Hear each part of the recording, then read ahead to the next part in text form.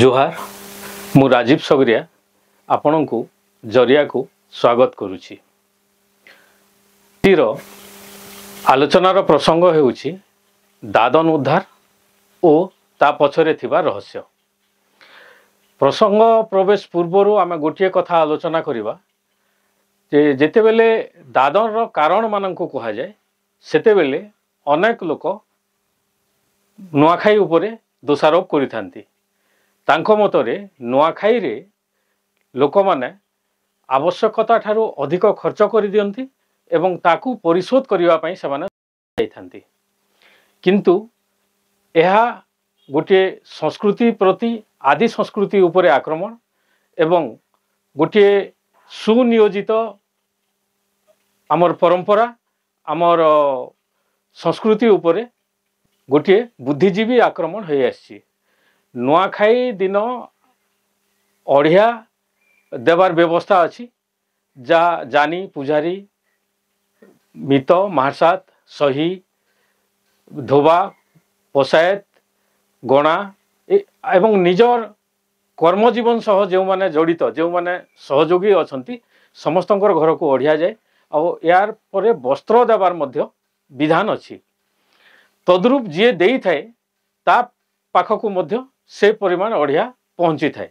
तो लेन देन रो जो भातृभाव अच्छी ये भितरे खर्चटा सेते बाधकर होई न थाए। ये आनंद भितरे ता परदिन बासी मना जाए से दिन गोटे आनंद उत्सव रे समस्ते पालन करथांती। तो गोटे कथा देखा जाऊ जे 2 दिन रो खर्च पई जणे लोक 7-8 मास दादन जीव एटा गोटे मिछ कथा एवं मनगढ़ा कथा। तो यार उपरे विरोध हेबार निश्चय आवश्यक अछि। नुआखाई पालन हेउछि पिदर को भोग लगाई जुखा एवं स्वाली पिठा सहित नुआ फसल जो आसता है ताकू भोग लगा जाए थाए एवं तापरे परिवार रो समस्ते मिसी नुआखाई थाउ। तो ए नुआखाई केवल धान उपरे नुहे नुआखाई जहा आमर जीविका सह जड़ित शस्य फल एवं अन्यान्य जहा अच्छी महूल फूल ये सबू जहा अच्छी से सबूर प्रथम उपज को आमर पिदर रे समर्पण करा जाए पाट देवी पाखरे मध्य समर्पण करा जाए। एपरी अनेक प्रकार नुआखाई अच्छी। धान जेहेतु आमर मुख्य फसल एवं धानर प्रथम चाष आमर अंचल रे होइथिला सेथि पई पिदर को दे नुआखाई मानला बेले एवं प्रथम नुआखाई हेबार हेतु धूमधाम रे आमे पालन करि थाउ। ए नुआखाई को आरोप करिवार जो माने यार पछरे अछंती आना आंदोलन समय रे समानकु सिविल सोसाइटी कहा गला। सेही एनजीओ माने गोटे अनुदान पई जो कागजाती काम करा जाए सेही काम रे दादन रो कारण नुआखाई दर्शाइबारे समानकु सहज होई थाए। और भोकर भूगोल रे जो माने दारिद्र्यर फसल करंती सेमानंकु अन्नपूर्णार लीला अरुचिकर होई थाए। लोक माने दादन जाई थांती सरकारी हिसाब रु बहु गुण रे अधिक समाने निजर परिवार सह प्रवास करि थांती। स्कूल जाउथिबा छोट छोट छुआं को मध्य पाठरे डोरी बांधी परिवार सह प्रवास करिबा को होई थाए। शताधिक वर्षर उत्पीड़न गोटे सुव्यवस्थित एवं सुशिक्षित समाज को निस्व कर देछि एवं जो कर्मसंस्थान थिला एवं जो पारंपरिक नियुक्ति थिला ताकू भांगी रुचि चुरमार कर दे सारला परे गोटे विराट समूह कर्मशून्य होई दादन को सेमाने निजर अन्न संस्थान रो आश्रय कर नेछंती। एई दादन जीवाटा तांको पई समाधान रो पंथा ही अटे। देशर विभिन्न स्थान रे शिल्प प्रतिष्ठान मान हला एवं एही शिल्प प्रतिष्ठान माननकु श्रम शक्तिर बहुत आवश्यकता रहिला। तो जो अंचल अनुन्नत अंचल रु श्रम शक्ति संग्रह करा जिबार गोटे परंपरा आरंभ हैला सेतेबेले। तो पश्चिम ओडिशा से मध्यरु गोटे क्षेत्र ही रहिला।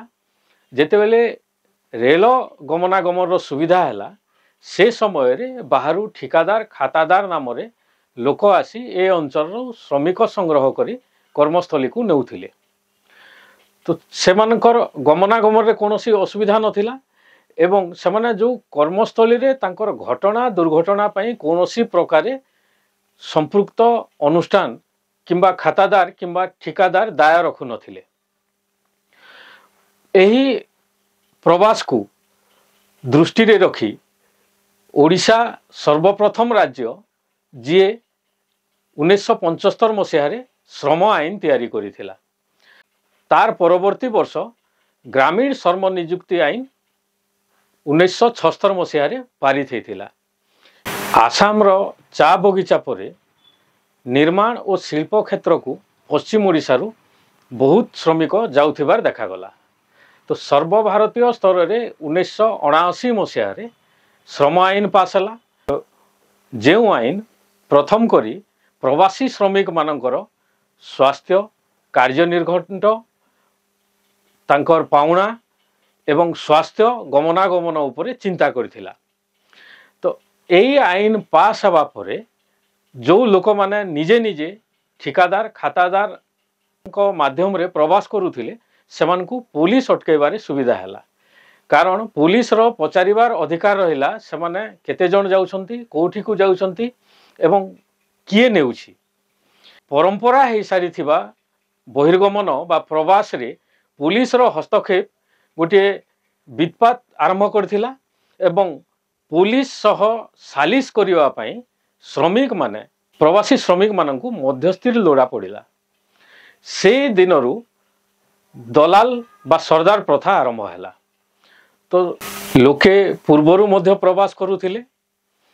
आ जेते बेले दादन प्रक्रिया आरंभ हैला आईन तैयारी हैला। आईन तैयारी हैला परे पुलिस रो हस्तक्षेप रहिला। आईन लागू हेबा पर्यंत 82-83 मसीहा आसी जाइथिला। एहा परे लोके पुलिस सह जोगाजोग करी जो मध्यस्थी बा सरदार माने श्रमिक पठाउथिले किंबा दादन नउथिले।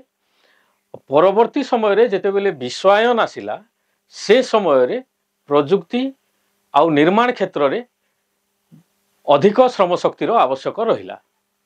चंद्रबाबू नायडू आंध्र प्रदेश मुख्यमंत्री हेबा परे परे से प्रजुक्ति निर्माण को अधिक जोर देवा सह तार विरोध रे जो गोटे बड़ समस्या सेते बेले देखा जाउथिला नक्सल समस्या ताकू से दमन करिथिले।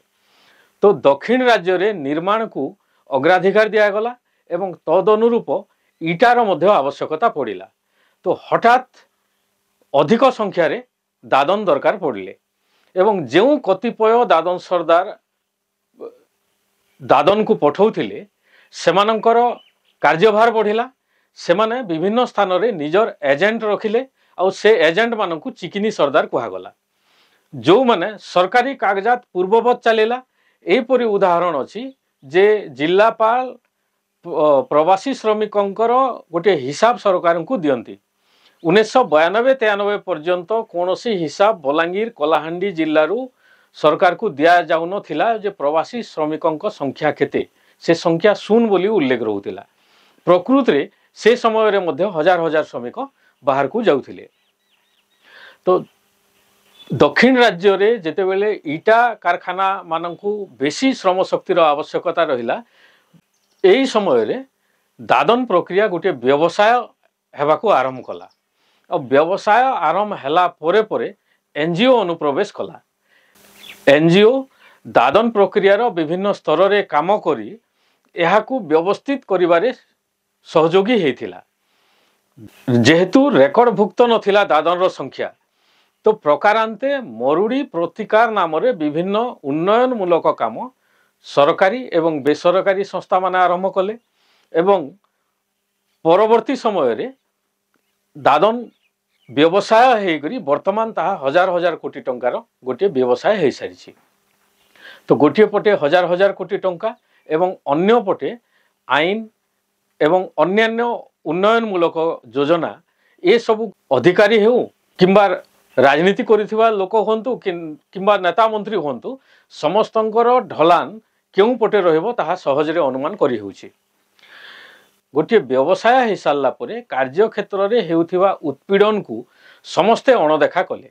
गोटे आश्चर्यर कथा देखा जाए जे भाटी अंचल रे बा इटा भाटी अंचल रे जदि कोनोसी प्रकार मृत्यु किंबा उत्पीड़न हुए से ସ୍ଥାନରେ ଯଦି ପୁଲିସକୁ କହିଲେ ସେମାନେ କହିବେ ତୁମେ ଓଡ଼ିଶାର ଲୋକ ତେଣୁ ଓଡ଼ିଶାରେ କେସ୍ କର ଏବଂ ସେମାନେ ଆସିକରି ନିଜର ଥାନାରେ ଯେତେବେଳେ ଅଭିଯୋଗ କରିବେ ସେଇ ନିଜର ଅଞ୍ଚଳର ଥାନା କହିବ ସେଇଟା ଅନ୍ୟ ରାଜ୍ୟରେ ଯେହେତୁ ଘଟିଛି ସେ ରାଜ୍ୟରେ ତୁମେ କେସ୍ କରିପାରିବ। ତ ଏଇ ଦୋଦୁଲ୍ୟମାନ ସ୍ଥିତିରେ ଦାଦନ ପାଖରେ ଗୋଟିଏ ପଟେ ଅନର ତାଡ଼ନା ଏବଂ ଅନ୍ୟ ପଟେ ମାଲିକର ତାଡ଼ନା ସେମାନେ ଭାଗ୍ୟ ବୋଲିକରି ହିଁ ତାହାକୁ ସହି ଯାଉଥିଲେ ଏବଂ କିଛି କିଛି ସମସ୍ୟାକୁ ଏନଜିଓ ଆଣିକରି ଉତ୍ଥାପନ କଲା। ଯେତେବେଳେ ଦାଦନର ଗମନାଗମନ ଉପରେ ଏବଂ ଅନ୍ୟାନ୍ୟ ଆନୁଷଙ୍ଗିକ ଜିନିଷ ଉପରେ ସରକାର ଦୃଷ୍ଟି ଦେବା ଆରମ୍ଭ କଲେ ସେ ସମୟରେ ଦାଦନ ବ୍ୟବସ୍ଥା ମଧ୍ୟ ତଦ୍ରୁପ ଭାବରେ ପରିବର୍ତ୍ତିତ ହେବାକୁ ଲାଗିଲା।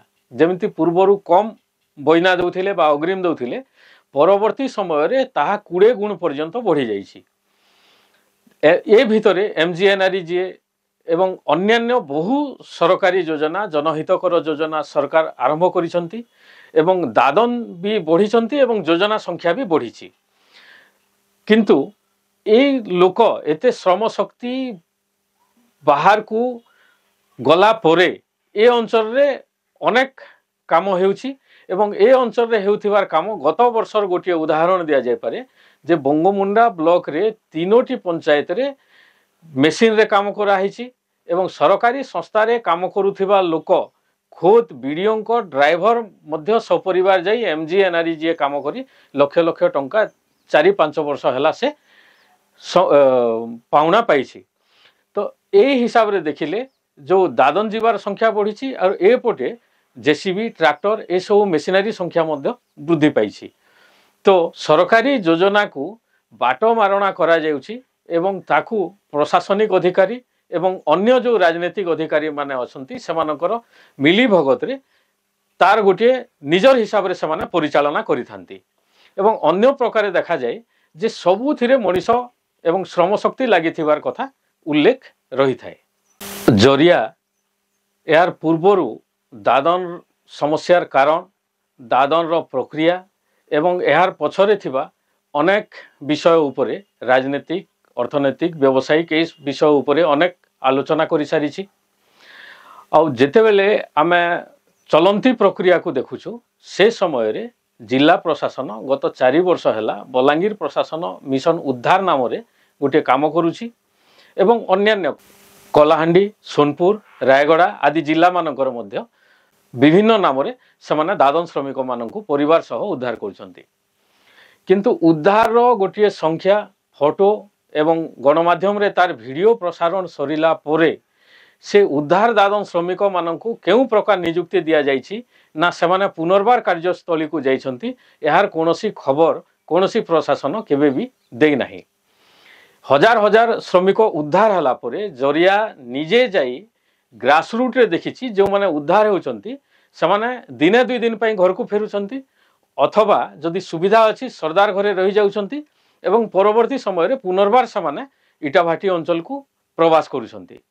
तो उद्धार नाटकटा हला गोटे खानापुरी करिवा जेहेतु सरकार गोटे अभियोग उपरे दृष्टि रखिछि एहा लोकन को देखाइबा पई ही उद्धार हेथाय किंतु उद्धार कोनोसी लोक निज गाँ रे रही न थांती और रहिबे कहीं जो कारण मानक नहीं से प्रवास करुछंती केवल अटकई देले सेमानकु हेबो नाही। तो जो माने उद्धार करुछंती उद्धार श्रमिक मानकु केउ प्रकार नियुक्ति दिया गला उद्धार परे तांकर अवस्था कौन अछि एया तो कोनोसी प्रशासन केबे भी कहि नाही किंतु न कहिबार कारण तांकर गोटे बड़ सिंडिकेट गोटे व्यवस्थित ढंग रे काम करूची जे समाने उद्धार हला परे पुनर्बार जीवे खानापुरी कर देला परे गणमाध्यम रे प्रचार हला परे ताकू सबु लोक भूली जीवे और प्रकृत रे आमे से कथा भूली ही जाइथे। किंतु गोटे पटे देखा जाओ आमे जो योजना कथा कहूथिलु अनेक योजना अछि ग्रासरूट रे गोटे ब्लॉक स्तर रे 50 रु अधिक जनहितकर कार्य चालू अछि जो थिरे MGNREGA सबुठारु बहुत बड़ कार्यक्रम जो थिरे कि बिना कोनोसी पूर्व प्रस्तुति सामान्य वर्तमान सरकार 200 दिन रो काम घोषणा करछंती एवं पूर्वरु किछि दिन तले दादन प्रवण अंचल रे MGNREGA काम 300 दिन देवार व्यवस्था हेउथिबार कथा सुना जाउछि जहा कि कोनोसी प्रकार सरकारक तरफरु विज्ञापित करा जाय नाही। तो जो माने उद्धार हेले सेमानंकु सेई अंचल वीडियो वर्ष तमाम काम जोगे पारंते किंतु आज पर्यंत देखा जाइछि जनकु मध्य काम जोगे थिबार उदाहरण नाही।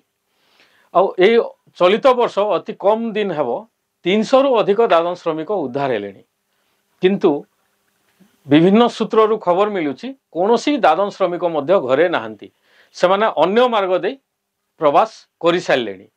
तेणु सरकार को अनुरोध एवं जिला प्रशासन मध्य ए उपरे दृष्टि देवा कथा जे उद्धार दादन श्रमिक मानंकु पंजीकरण करा जाई संपृक्त अंचल रे एमजीएनआरईजीए नचेत अन्यान्य उन्नयनमूलक काम सहित तांकु जड़ित करी वर्ष तमाम काम दिया जिबा उचित नचेत दादन उद्धार गोटे व्यवसाय को सुरक्षा देवा पई गोटे प्रदर्शन रो कार्यक्रम छड़ा अन्य किछि नुहे।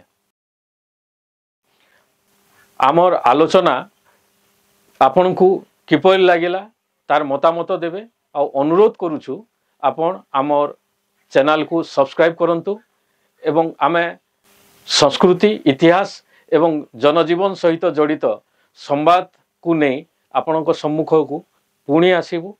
जुहार।